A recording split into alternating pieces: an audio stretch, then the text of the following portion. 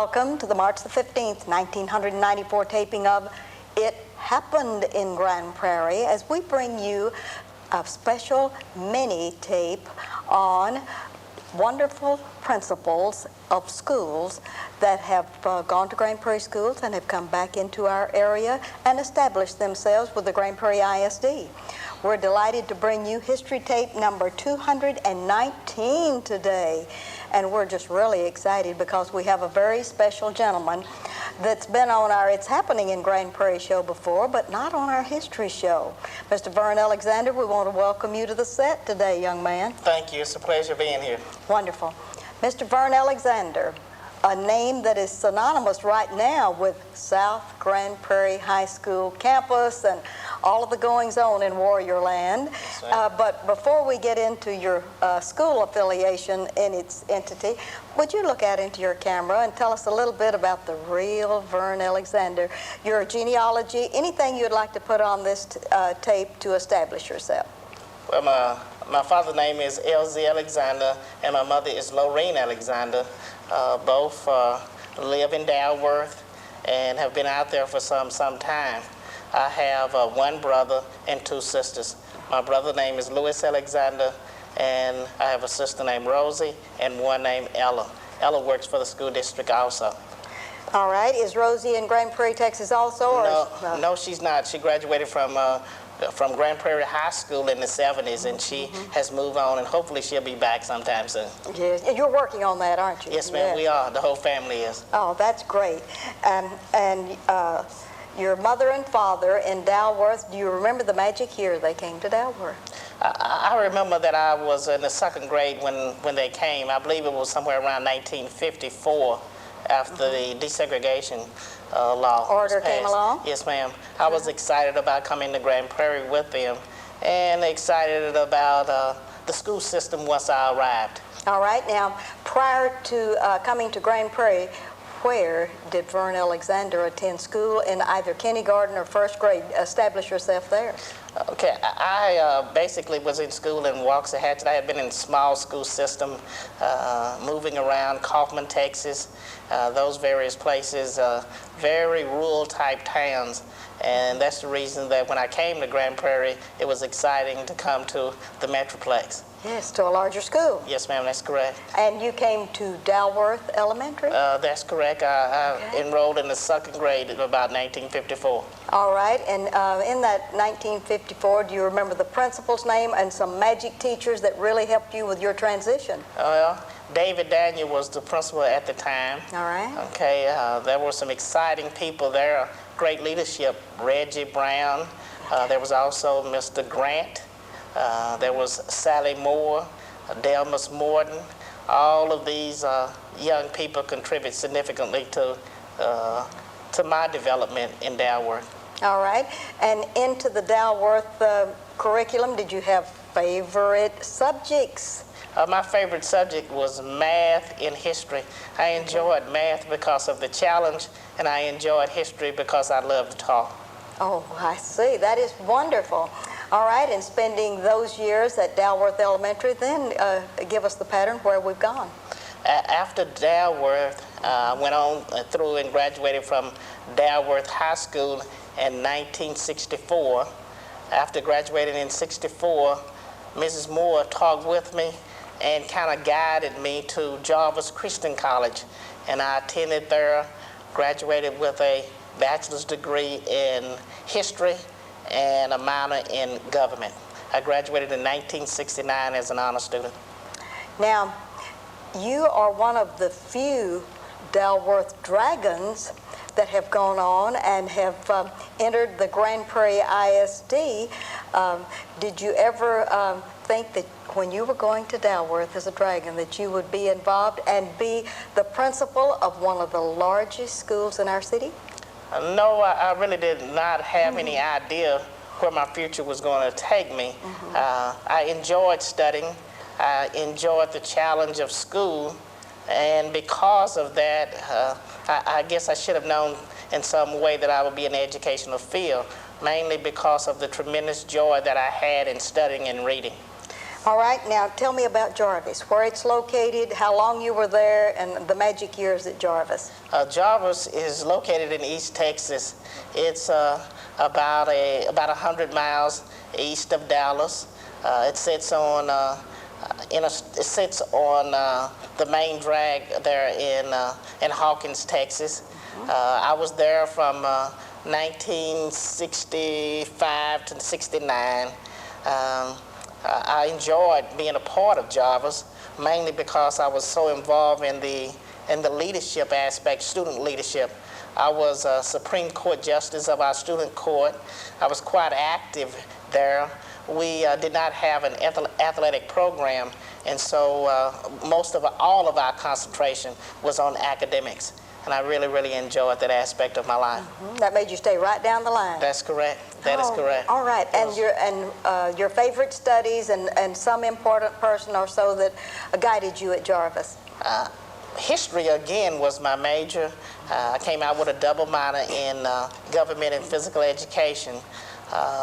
During my time there, probably Mrs. Holmes, that's in the business department, talked with me and counseled with me a great deal. She helped me make the transition from my home life to college life. She was a caring type person that spent a great deal of time getting to know you. I think we had probably about 600 students at the school, and you could walk up to speak with her at the time that she was working in the business office, and she would immediately call your name. Out of all 600 students, she knew every one of them by name. And all of that played an important part in helping all of us adjust to the school life. Impressed you too, didn't it? I certainly did. Yes, all right. And if you had to go down the line and call the name of each student that came into South Grand Prairie High, we'd be hard-pressed to do that, yes, wouldn't we? ma'am. With 2,400 students, we'd be very hard-pressed to do that. But they are an excellent group of young people at South Grand Prairie. All right, now, from Jarvis, where did we go? From Jarvis, I was drafted into the military. What branch? I served in the Army. All right. Okay, from 1969 to 1971. And while I was there, it was quite enjoyable. I served in Vietnam, and I earned the Vietnamese Service Medal, the Army Accommodation Medal, and the Bronze Star while I was serving in Vietnam. All right, and then back from Vietnam in that hot spot, what happened to Vern? After that, I came back, and I went to graduate school at University of North Texas. All right. And what happened at North Texas? I really enjoyed the graduate school. It was quite a challenge in the history department. Had some outstanding professors there that really challenged us, and because of that, I just have a great deal of respect for North Texas State. I got my master's there, and I started working towards my PhD, and I received about 43 hours on the doctoral program at North Texas State. And from there, I came back and started working in Grand Prairie school system. All right, and tell me where you got your start and what really brought you back to Grand Prairie, Texas. I guess what brought me back, I'm deeply tied to my family. All right. My parents mean a great deal to me, and I know that is the reason that I came back to Grand Prairie. I started at Adams Middle School. I taught there for 3 years. Buddy Berry was the principal, and I enjoyed that aspect of it. From there, from 3 years there, I went to Jackson Middle School, and there I became assistant principal under Buddy Berry, and I served there for 3 years as assistant principal. And from Jackson, I went to South Grand Prairie with Buddy Berry and was there for 3 years as assistant principal. Well, you got really a good tutelage under Mr. Buddy Berry, who is I think we classify him as the senior principal of Grand Prairie IHD, because I believe he's been principal and loves his job. Yes, ma'am, that's correct. Isn't that exciting? It's very exciting. Yes. It's exciting being a part of Grand Prairie Independent School District. All right, and going through all of this, what did Vern Alexander do in the community? Is there anything else you'd like to add to this? Any other progression on your family life? Well, I guess on my family life, my brother is a minister. All right, let's name drop that rascal. Okay, his name is Louis Vern Alexander. Yes. And he's a minister in Dallas. He has his own congregation, and I have been a member of his church for quite a while. When we came to Grand Prairie, my wife and I basically worked in the church and was Yes. very devoted to that aspect of life. I spent a great deal of time lecturing in the community and working with young kids, trying to help them and show them the importance of being focused on education. All right, now, you mentioned a little hint about a wife, and we have not name-dropped your wife or anything that relates to that. Tell us about that. And I know that I've met that young lady. Yes, my wife's name is Velma Alexander. She works for the federal government. She works at NAS, the naval base here in Grand Prairie. She's been with the federal government for, I believe approximately about 28 years. About 12 of her years was in the military, and she loves to travel, loves to read, and has been a great contribution to my career. Wonderful. Significantly. And you all have no children? Yes, ma'am. We have 3 kids. We have 3 boys. I thought you would never mention it, Vern Alexander. I call them kids. They my youngest son is 21 years old, and my oldest is 24. Name drop your 21-year-old. Okay. My youngest is Lee Anthony. The middle one is Michael. Michael is a senior at the University of North Texas, and my oldest is Keith. Keith is a senior also at the University of North Texas. So I'm very proud of Following them. in someone's footsteps. Yes, correct. Yes, ma'am. That is great. Yeah. We only have about 2 minutes left on this interview.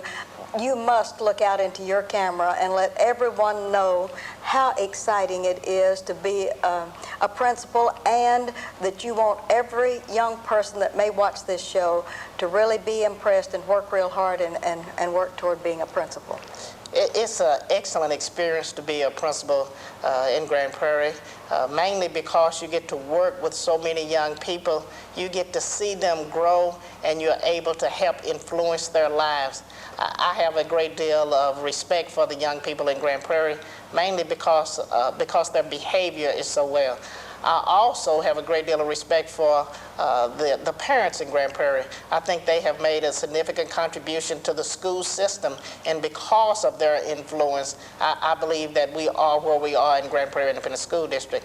I would say to any young person that being an administrator, being a principal, is an exciting and rewarding type of work. Probably I would consider it as the best job in Grand Prairie.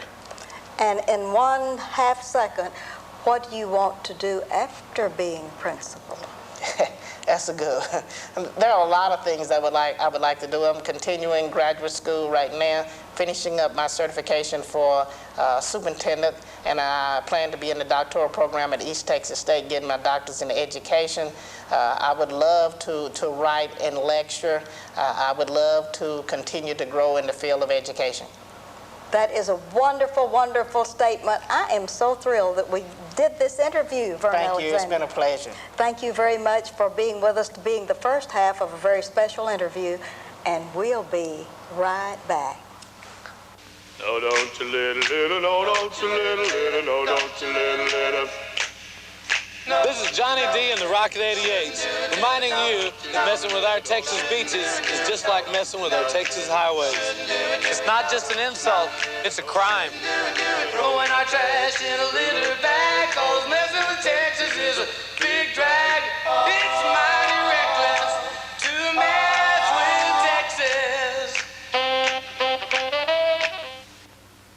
And as we continue our history interview, number 219, we're very pleased to bring front and center a very special young man from the campus of the Austin Elementary School. Mr. Delmas Martin, glad to have you back, young man. Thank you very much. Now, Delmas, we've interviewed you in depth, probably 3 or 4 or 5 years ago, but now we're doing a mini-series about just you, the principal. Okay. And we'd like for you to begin your interview by giving us your genealogy. Would you do that for us? Okay, I'll tell you a little bit about me. My dad's name is Reverend John O. Morton, and my mother is Mary C. Morton. They are now living and are residing in Irving, Texas, but the biggest portion of my life, we lived in Grand Prairie. From the time I was born until I was 17 years old. All right. At 17 years old, I moved to Grand Prairie. I moved to Irving. I have one sister, one deceased brother. My sister's name is Dixie Caraway, and my brother that's deceased is James Denver Morton, and I have a brother that works for the Irving School District, Samuel R. Morton. He retired, but he went back and he's working with GED, the GED program in Irving, Texas. All right, and that is your immediate family. Now, let's talk about your other part of your family a little bit later on in our interview. Okay, Shall we do that? We'll do that. Let's get down into that. But let's begin with Delmas Morton, born in Grand Prairie, Texas. Born in Grand Prairie, Texas. Oh, Well, I was really born in Dallas, but your parents were residing here, except for your delivery and all the good my stuff. My delivery was in Parkland Hospital in Dallas, All right. and then I was brought back to Grand Prairie. All right, and where did your parents live? My parents lived at this particular time, down near the old Baghdad Road on Giffords Ranch. Yes. Down there is the existing Gifford and Hill pipe plant now, existing there now, but I lived on the ranch before the toll road crossed that. What was that magic year that you were born? I was born in 1931. 1931. 1931. All right. Okay. That's right. That was a good year. Yeah, that was a good year. Cold year. Dad said it was real cold that day. But that was a good year. February 2nd, 1931. And the Baghdad area and the ranch that belonged to Gifford and Hill. Was your father affiliated with Gifford? My father was, at that particular time, he was the caretaker of the ranch. He took care of the ranch for something like 10 or 15 years, and then they decided that they would go out of the ranching business. Then he started working for the sand and gravel department of Gifford and Hill. All right. And then he went into ministry, and he's been in the ministry something like 40 years. He's about 83. And being the son of a preacher and born in Grand Prairie, Texas, on a ranch in northeast Grand Prairie, where did you go to school? I went to a small school, a Methodist school called the Christian Episcopal. It was owned by the Christian Episcopal Church, and the name of it was Texas College in Tyler. That's where I got my BA degree in 1952. I received my master's degree in 1978, I believe it was, from Prairie A&M University. All right, but now let's get back to where did you go to elementary school? Okay. We need to get all that documented. I went to elementary school, and the first 2 years I went to elementary school in Irving because I lost my mother. My real mother died when I was 4 years old. All right. My dad could not take care of all of us, so I lived with my grandmother for a couple of years until he was able to. What school did you attend in Irving? It's now called J.O. Davis Elementary All School. right. And I stayed there 2 years, All right. first and second grade. Then he brought us back to Grand Prairie, and I entered Delworth Elementary School in the third grade. So I went to Delworth Elementary School in third grade under Mr. David Daniels. He was the teacher then. He was the teacher and not the principal? He was the principal and the teacher. Oh, my. Yeah, he did it all, and the custodian too. Oh. Yeah, he did it all. Well, we were the custodian because at the end of the day, we'd have to clean up the school. Oh, you would? Yeah, we've had to clean it up because we didn't have a custodian. So we had to do that. So Mr. Daniel rode herd on all of the students, and you had to do this good stuff. That's right. And when I came to fourth grade, we hired one more teacher, so we had two teachers. All right. We had Mr. Daniels taught 4th through 8th, 4th grade through 8th grade, and the other teacher, Ms. Hudson, taught 1st grade through 4th grade. 4th grade. All right. And you were out of Ms. Hudson's area then and continued on with Mr. Daniel? Mr. Daniels, 5th, 6th, 7th, and 8th. All right. I graduated from elementary school, 8th grade, in 1944. All right. And I went to, but that was before integration. I didn't go to Grand Prairie High School, so we traveled to Dallas to Booker T. Washington High School. In 1944, I entered Booker T. Washington High School in the 9th grade. I graduated from Booker T. Washington High School in 1948. All right. And then I went on to college on a band scholarship to Bishop College in 1949. And then I didn't like the Baptist, so I moved to the Methodist school. All right. In 1949 and 50, and that's where I graduated from the the Christian Methodist Episcopal Church. All right, School. Now let's get back to Booker T, Washington, over in Dallas. Were there special people that really took a young man that came from out in the Grand Prairie area? How'd you get to school? We had to ride the bus, but we didn't have a school bus. If at that particular time, if you got to the 8th grade, that was as far as you would go in Grand Prairie. I see. As an Afro-American. Yes. You just drop out. That's it. If you didn't have the money to catch the Texas motor coaches to go to Dallas, the tickets were pretty expensive. But my dad had sacrificed and gave us the money to buy the tickets. So we went from here. Started out with about 13 of us. Ended up with about 2 of us graduating. And you rode the bus? Rode the Texas motor coach every day. Any and special? Walked 2 miles, walked from Main Street down Baghdad to the ranch.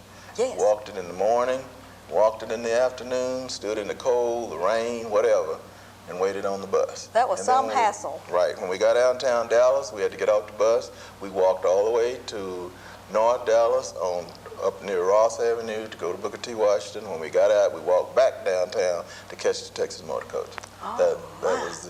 That's the way we did it. No wonder you were so athletic. Yeah. You had to walk far We walked a lot. That's right, walked a lot. Any special person at Booker T that was a real special friend, mentor, or? Yes, there was a lady that taught Latin. What was her name? Mrs. I think her name was Mrs.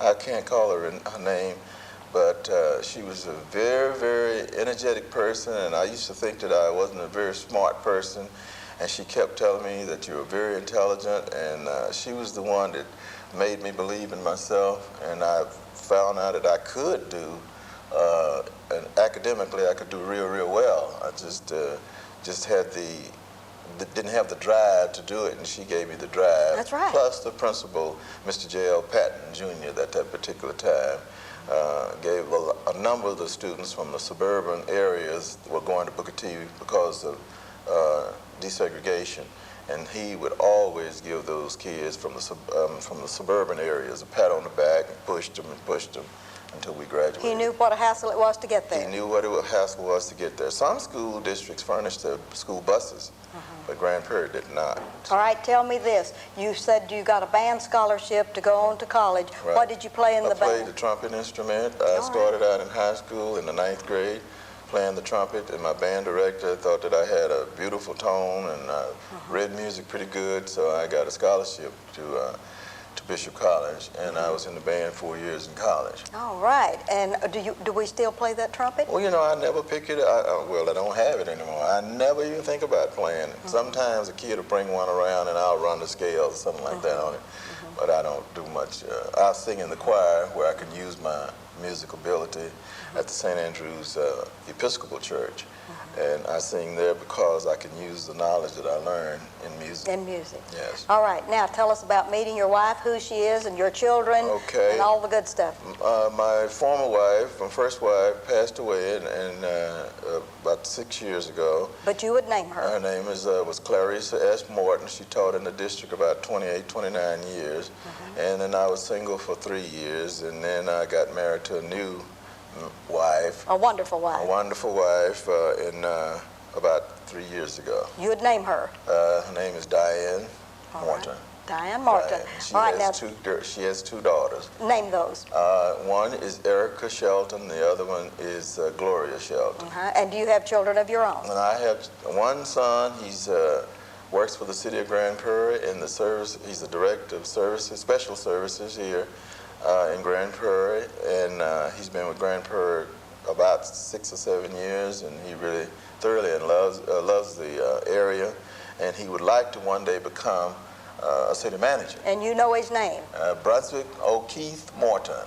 Now, I love the O'Keefe. Yeah, that's my dad's middle name, so I named him after that. His first name I named after a bowling alley.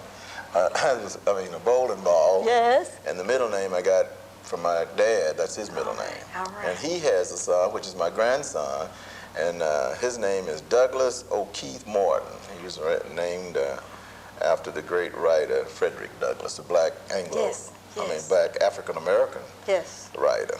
So All right. So that's my grandson. And your grandson, where does he go to school? He goes to Milam. All right. Milam Elementary School. And his grade? Yeah, he's kinder. Oh, he's a kindergarten. Half-day kinder. I mean, he's getting ready to go to the first grade. Very, very, very bright kid. And what kind of plans do you have for him that he doesn't know about yet? Well, I don't know. I might leave him a couple of $100 when I pass on. Yes. Yeah, a couple of hundred. He's really special, isn't he? He's special. Yeah, he's special. I'm gonna go pick him up, and we're gonna go riding tomorrow or the next day. And Very you spend a lot of quality grandfather time with him? Yeah, I go out there quite a bit, visit him all the time. Yeah, all the time. I always go out there, and I have to leave $2. He won't let me. I started that when he was a little bitty baby. Yes. And he won't let me forget. I haven't given him his $2. That's his tip, isn't it? That's his tip. Okay. You know, that's something I enjoy doing. It's something I started, and I want to try to keep it up. Now let's backtrack just a little bit. We had you graduated from college, and tell us where the educational road has taken you, and give me some Okay, data. when I graduated from college, and I went to the Army for 2 years. What Army? The U.S. I went to the Army? United States Army, and I was stationed in Bordeaux, France. And after I got out of the Army, and I came back to Grand Prairie, I started working at Delworth, and I worked for Delworth Elementary School for 18 years. Teaching? Teaching What 5th grade All right. and 6th grade combination. All right. And then I went to a regular grade, 6th grade, teaching all the courses. All right. And then I went to Adams Middle School, taught there 5 years, history, social studies. And then I moved over to Austin Elementary School as a principal, and I've been there going on 16 years. 16 years at Austin Elementary. You're a fixture at Austin Elementary. Yeah. I don't know. I'm going to say I'm a fixture right now. All right. I don't know. I'm going to try to go 1 or 2 more years. I'm taking it year by year. Yes, I see. And I might hang up my cleats. Oh, you think maybe that may be in the offing then, instead of going on to become an administrator at different levels? Is that your No, that's cup of not tea? my cup of tea. That's not your cup My of tea? cup of tea is working with the boys and girls. I love to work with the boys and girls. I love to counsel with the boys and girls, and I love to listen to their problems. When they come in my office, if they have a problem, I want them to talk to me about it. And we close the door and we talk and we work it and we hassle with it until I can get something out of them that might help them. Because people helped me as I grew, and I think that's a challenging thing to do, is to try to help boys and girls to be successful in school. And your final philosophy of life in about a half minute or so would be? My philosophy in life is to do the best I can wherever I am, and once I've done the best I can, I don't feel embarrassed or ashamed, because I have worked as hard as I can work to get whatever the job is that has to be done. And you think everyone else ought to follow that? I think every child needs to do that. If every child and parent would do their very best in rearing their boys and girls, I think our schools are going to be much, much better. Mr. Delmas Martin, it has just been delightful to have you back with us, and our 15 minutes flew, didn't it? Yeah, it just ran right on by. Yeah. I want to That's thank you again. Thank you, thank you. Thank you for sharing a really unusual educational life, starting out in Northeast Grand Prairie, going around the mulberry bush, That's right. and ending up at a very special elementary school. I did not let segregation stop me. That's good. I drove it. I just kept pounding away until I got where I wanted to go. And I wished, and I'd like to say this to Afro-Americans especially, do not stop. Keep moving and moving until you can climb the ladder of success. And all the other students, you do the same thing, and I think you'll be successful too. And this is Ruthie Jackson reminding you, and would you join me? This is history as we live it today in Grand Prairie, Texas, because history is as we live and do.